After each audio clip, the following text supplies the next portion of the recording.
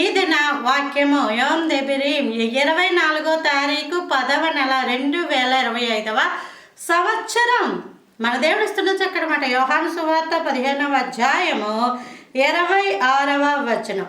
తండ్రి యొద్ద నుండి మీ యొద్దకు పోవు, మీ యొద్దకు నేను పంపబోవు ఆదరణకర్త అనగా తండ్రి యొద్ద నుండి బయలుదేరు సత్య స్వరూపి అయిన ఆత్మ వచ్చినప్పుడు ఆయన నన్ను గూర్చి సాక్ష్యం ఇచ్చును. ఇక్కడ మన అంశం ఏంటంటే ఆదరణకర్త ఎవరు? పరిశుద్ధాత్మ దేవుడు. ఆయన ఎక్కడి నుంచి వస్తాడు? తండ్రి యొద్ద నుంచి పంపుతున్నాడంట. ఈయన వచ్చారు. పెంతెకొస్తు పండుగ దినమందు బలమైన గాలి వంటి ఒక శబ్దం ఆకాశం నుండి అకస్మాత్తుగా వారు కూర్చుండి ఇల్లంతయు నిండెను అని ఈ యొక్క సందర్భం అంతా అపోస్తల కార్యాలు 2వ అధ్యాయంలో రాయబడి ఉంటాయి. కాబట్టి పరిశుద్ధాత్మ దేవుడు వచ్చాడు, భూమి మీదే ఉన్నాడు. పరిశుద్ధాత్మ దేవుడు ఏం చేస్తాడంటే ఒక వ్యక్తి శరీరంలోనికి వచ్చి ఉచ్చరింప సఖ్యములా కాని మూలుగులతో ప్రార్థన చేస్తాడు.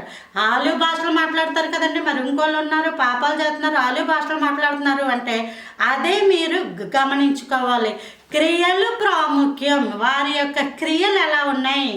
భాషలు కాదు, క్రియలు ప్రాముఖ్యం.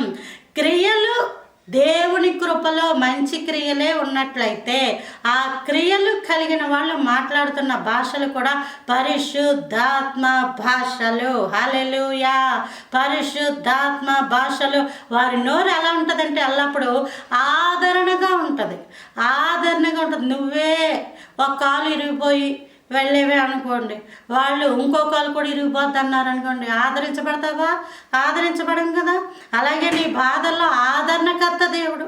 అంటే ఏంటంటే నీ వ్యాధి, నీ బాధ, నీ రోగం, నువ్వు ఏదైతే ఉన్నావో అందులోంచి ప్రభు పాదాల దగ్గరికి వెళ్ళినప్పుడు ప్రభువారు నీలోనికి వచ్చి పరిశుద్ధాత్మతో నింపి ఇదిగో పలానాది విడిచిపెట్టు, నీలో అసహ్యమైనది అది ఉంది, అది విడిచిపెట్టు, నేను నీ పరిస్థితిని బాగు చేస్తాను, నీ జీవితాన్ని బాగు చేస్తానని చెప్పినప్పుడు ఖచ్చితంగా అలాంటి జీవితాలు బాగుపడతాయి. Praise the lord.